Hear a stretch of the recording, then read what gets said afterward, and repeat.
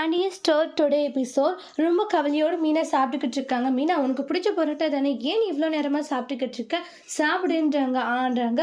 சாப்பிட்டுட்டு அதுக்கப்புறம் பாதியில் எந்திரிச்சிடுறாங்க. என்னாச்சு, ஏன் எந்திரிச்சிட்டேன்றாங்க. எனக்கு போதும்னுவாங்க. ஏன் மீனா, என்ன பிடிக்கலையான்றாங்க.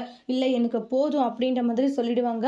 இப்படி மீனா அவாய்ட் பண்ணுறது செந்திலுக்கு மனசுக்கு ரொம்ப கஷ்டமாக இருந்துட்டுருக்கு. சரி இந்தா உனக்கு பிடிச்ச பால்கோவா வாங்கிட்டு வந்துருக்கு, சாப்பிடுன்றாங்க. எனக்கு வேண்டாம். பால்கோவா உனக்கு பிடிச்சது தானே மீனா, ஏன் வேண்டான்னு சொல்கிறேன். வேண்டானா வேண்டாம் தான், இப்போ எனக்கு அது பிடிக்கலன்ற மாதிரி சொல்லிடுறாங்க. செந்தில் கஷ்டப்படுறாங்க. இங்க பாரு, நான் ஒன்று சொல்லணும், எனக்கு மனசு ஆறலடான்றாங்க. என்ன சொல்லு மீனா. இங்க பாரு, நம்ம இவ்வளோ கஷ்டப்படுறோம், அந்த 10 லட்ச ரூபாய் பணத்தை இவ்வளோ அசால்ட்டா நீ காலி பண்ற மீனா. அது நம்ம பணம் இல்லை, அது ஏன் பண்ணுன்றாங்க. மாமா எனக்காக கொடுத்த பணத்தை நீ இப்படி செலவு பண்றதே தப்புடான்றாங்க. உன் இஷ்டத்துக்கு எல்லாத்தையும் செலவு பண்ணிட்டு இருக்க, அது ஏன் காசு, என்னை கேட்டு ஒரு வார்த்தையாச்சும் இது பண்ணியா, உன் இஷ்டத்துக்கு எல்லா முடிவுகளும் எடுத்துட்டு இருக்கோம் அப்படின்ட்டு எல்லாம் கண்ணா பின்னான்னு போட்டு செந்தில திட்டுன்னு திட்டிட்டு இருக்காங்க. இப்படி எல்லாம் பேசாதே, எனக்கு கஷ்டமா இருக்கு. ஏன் பேசக்கூடாது சொல்லு, நான் பேசிதான் ஆகுவேன் அப்படின்ட்டுலாம் மாறி மாறி அந்த இடத்துல ஆர்கியூமெண்ட்டாக பண்ணிட்டு இருக்காங்க. அதுக்கப்புறம் உங்ககிட்ட பேச ஒன்றும் ஆக போகிறதுன்னு திட்டிட்டு போயிடுவாங்க. அப்புறம் கோமதி வீட்டில் ரொம்ப யோசனையோடய இருந்துட்டு இருக்காங்க.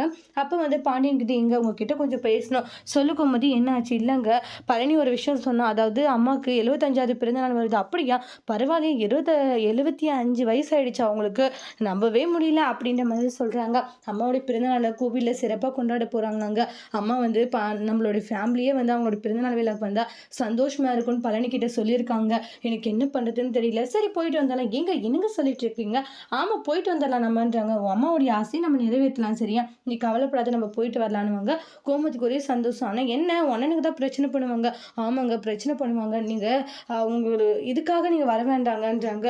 உங்களுடைய முழு சம்மத்தோடு. இங்கே பாரு, உன் அம்மா ஆசைப்பட்டிருக்காங்க, அந்த ஆசையை நம்ம நிறைவேற்றணும். உங்கள் அண்ணன் நீங்கள் என்ன வேணுனாலும் பண்ணிட்டோம். கோவில் வந்து பொது, அது யார் வேணுனாலும் போகலாம். இவங்க தான் வரணும், அவங்க தான் வரக்கூடாது அப்படின்றது இங்கே ரூல்ஸே கிடையாது. ஆமாங்க, அதனால நீ அவங்க சொல்கிறாங்க இவங்க சொல்கிறாங்க இதெல்லாம் யோசிச்சு கவலைப்படாது, சரியா, நம்ம போகலாம் அப்படின்னோடனே சந்தோஷமே அப்படியே கோமதிக்கு சரிங்கன்றாங்க. ஏதாச்சும் வாங்கிட்டு போய் பெரிய பரிசை கொடுத்து அவங்களை சந்தோஷப்படுத்தணும் அப்படின்னு சொல்லிட்டு ரொம்ப ஹாப்பினஸோடு பேசிட்டு இருக்காங்க.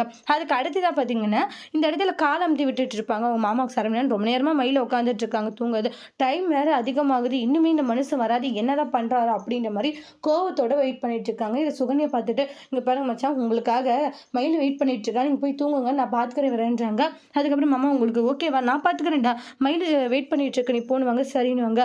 அப்புறமா சாரிம்மா மயில் இருக்கட்டும் மாமான்றாங்க. அப்புறம் உள்ள போனதுமே, அப்பா எவ்வளோ நேரம் ஆயிடுச்சு தெரியுமா, நான் தூங்காம வெயிட் பண்ணிட்டு இருந்தாலும் மயில் உள்ள வந்து கத்துறாங்க. இங்க பாரு, என்ன நினைச்சிட்டு இருக்கும் மனசுல, என் மாமாவுக்காக நான் அங்கேயே கூட இருந்திருப்பேன், இப்படியெல்லாம் ஓவரா சீன் கிரியேட் பண்ணிட்டு இருக்காது. மாமா உங்களுக்கு மட்டும் ஏன் புரியவே மாட்டேங்குது நான் சொல்ல வரதுன்றாங்க. நீ சொல்ல வரது எனக்கு என்னடி புரியணுன்றாங்க. உன் பாட்டுக்கு போய் கல்லால் உட்கார்றதுக்கான அருகதையே உனக்கு இல்லைன்றாங்க. அப்பா இல்லாத போது மாமா மட்டும்தான் உட்காரணும், அப்போ கூட நீங்க உட்காரணும்னு சொல்ல மாட்டேங்கிறீங்க பாத்தீங்களா. இங்க பாரு, தேவையில்லாம இப்படி அழுது சீன் கிரியேட் பண்ணிட்டு இருந்தா அவ்வளவுதான் கோவப்பட்டு திட்டிட்டு போயிடுறாங்க. மயில் இந்த மனுஷன் எப்பதான் மாற போறாருன்னு காண்டாங்கிறாங்க. அதோட இந்த எபிசோட்